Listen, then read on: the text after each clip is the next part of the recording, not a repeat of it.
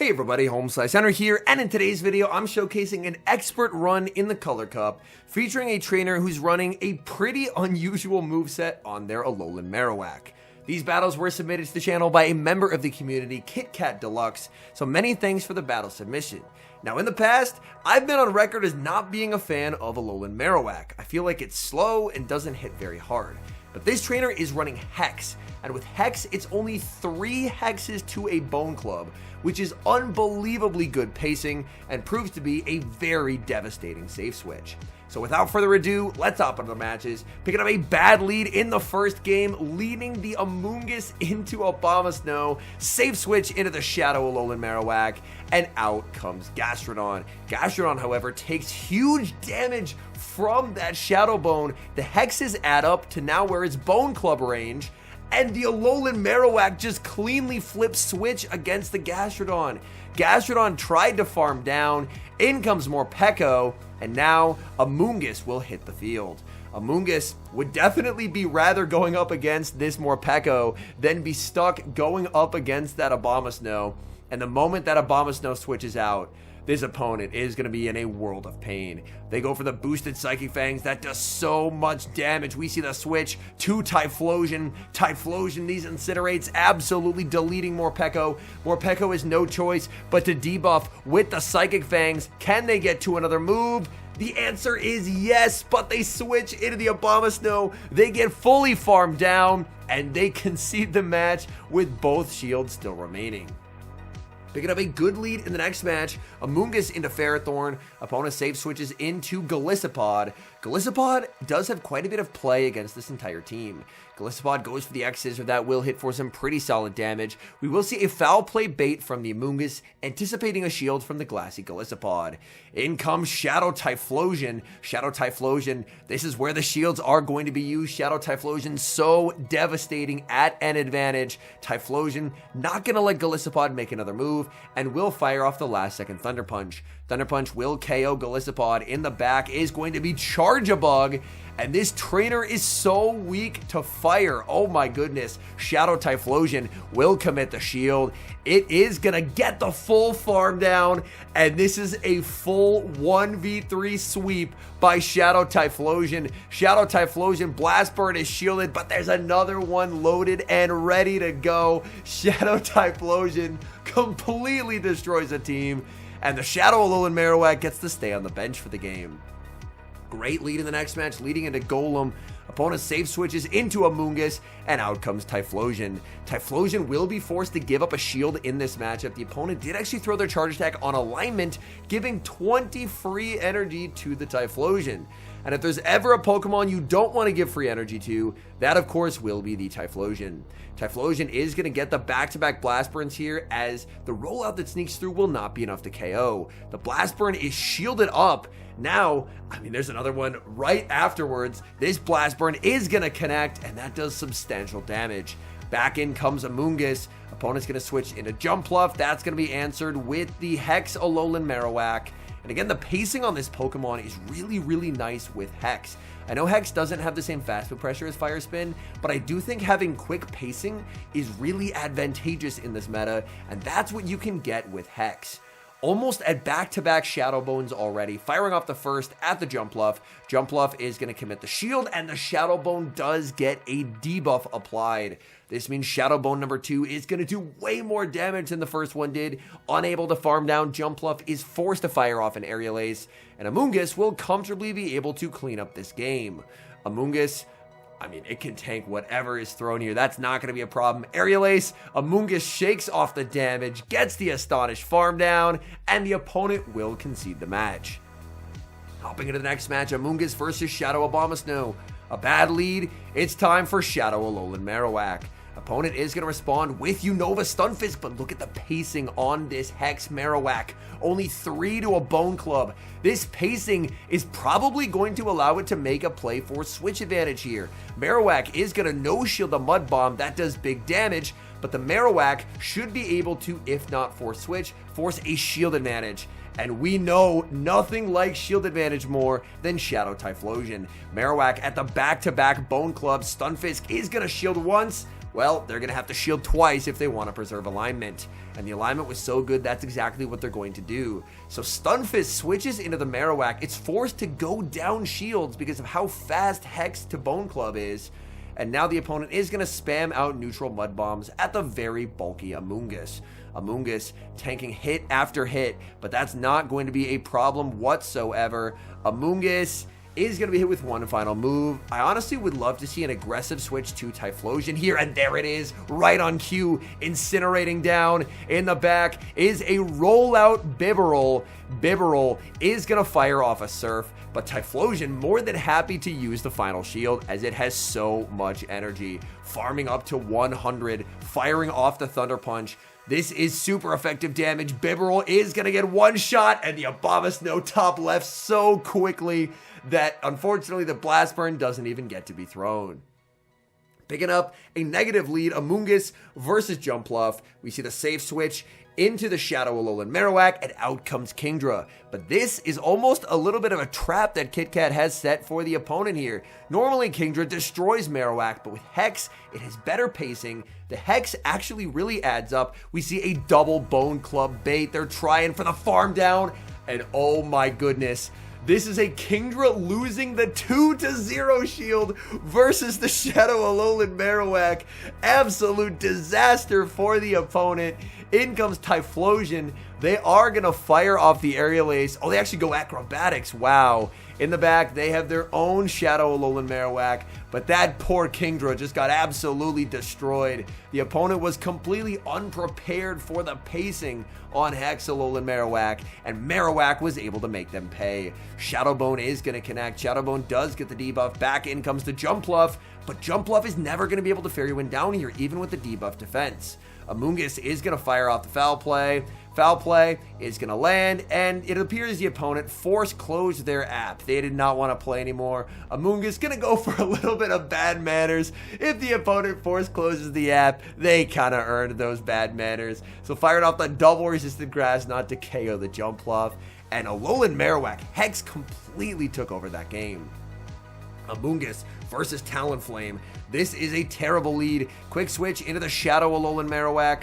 Alolan Marowak farming up a ton of energy, and Talonflame will strike first with a Fly. Fly, oh my goodness, they actually full send a Brave Bird. In comes Morpeko, but oh man, Morpeko is already going to be met with back-to-back Bone Clubs. They no-shield the first. That almost one-shots, and there's another Bone Club ready and waiting to go.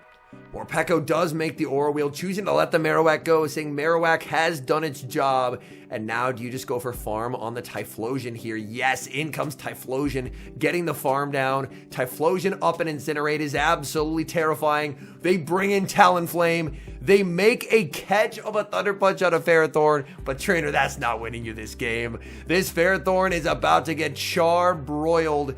That Incinerate did so much damage. In comes Amoonguss. And Amoonguss very happy to no shield, as it doesn't matter what Ferrothorn throws. Ferrothorn goes for a Thunder. That's going to do less than nothing, and they will concede the match. Amoonguss versus Abomasnow. Amoonguss cannot catch a break on the lead. In comes the Marowak. Opponent is going to respond with Quagsire. And for Quagsire, this could depend on what the moveset is. Every Quagsire probably going to be running Stone Edge, but the question is, are they running Aqua Tail or Mud Bomb, and will they full send a Stone Edge? We see a no shield. It's an Aqua Tail, and it doesn't KO. So the opponent not full sending actually ends up costing them here, as now the Bone Club lands, and the Marowak was almost able to just fully knock out a Quagsire. In comes Typhlosion, and Typhlosion, it's just so good at sweeping up energy. In the back is going to be Gyarados. Gyarados, I mean, it really does not want to take these Thunder Punches. Thunder Punch is going to be shielded. As the Typhlosion, you would love to force the final shield from the Gyarados, pivot back into the Amoonguss, and then once you've baited out the Abomasnow, you can farm back down to get your final Thunder Punch, and that's exactly the play pattern KitKat is going for here. KitKat has very good win con identification in these battles, understanding exactly how to win. Icy Wind is going to land. At this point, you just want the Abomasnow to take you out.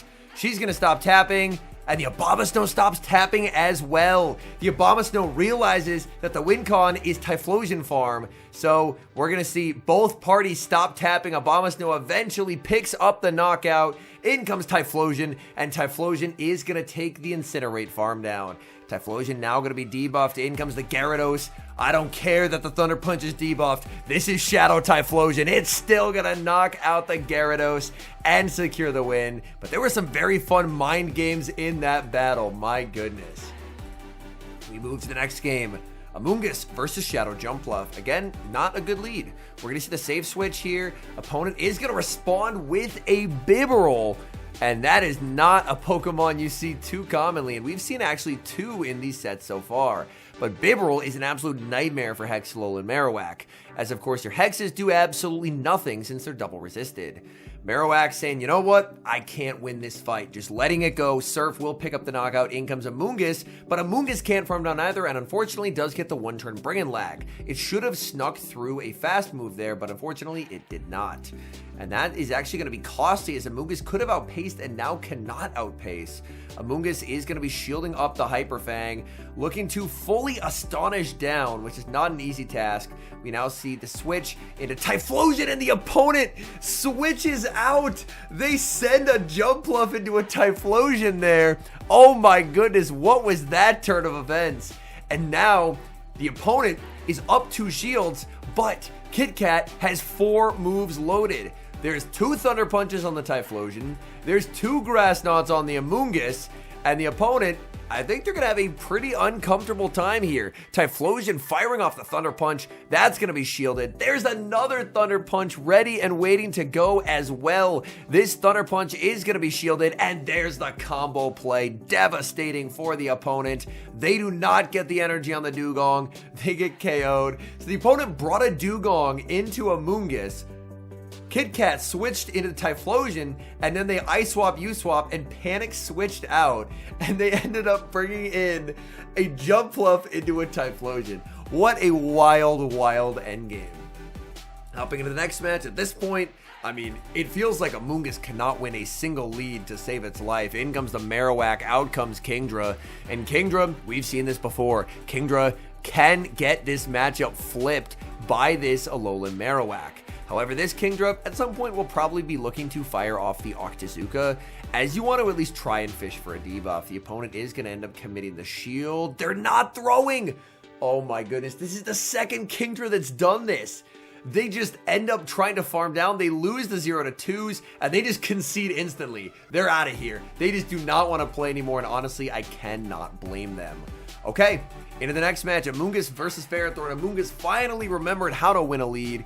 The Ferrothorn is staying in, which is wild, as Ferrothorn, unless they're running Flash Cannon, which most are not, is going to be completely walled here. They did farm up to it, and they actually have Flash Cannon. Wow, I am honestly pretty surprised. We will see Amoonguss firing off the Foul Play. Foul Play will actually add up quite a bit. In comes Shadow Kingdra. Shadow Kingdra would love a farm down, but Amoonguss is pretty bulky here, able to grab a shield with a Foul Play, and now we see the switch out into the Marowak. Building up to the Shadow Bone, baiting with the Bone Club. Kingdra users love to shield and try and go for the Octazooka debuff, but the Kingdra actually no-shielded. So a bit of a surprise there. Octazooka comes through. Will it debuff? No, it's a 50-50, and the opponent gets the coin flip wrong. In comes Ferrothorn. Not going to risk a Bone Club not being enough to KO. Full sending the Shadow Bone, and Shadow Bone will KO the Ferrothorn. In the back is Golem, and Golem will be met with double super effective damage from Bone Club. Bone Club is shielded. In comes Amoonguss. They realize they're not farming down, and they will concede the match. Hopping into the final match, we have the Battle of the Astonish users, Amoonguss versus Decidueye. Decidueye is going to switch out into Kingdra. Kingdra immediately met with a Foul Play bait. Kingdras do love to shield, and this one, there we go, will actually shield. And now here's the switch into the Alolan Marowak.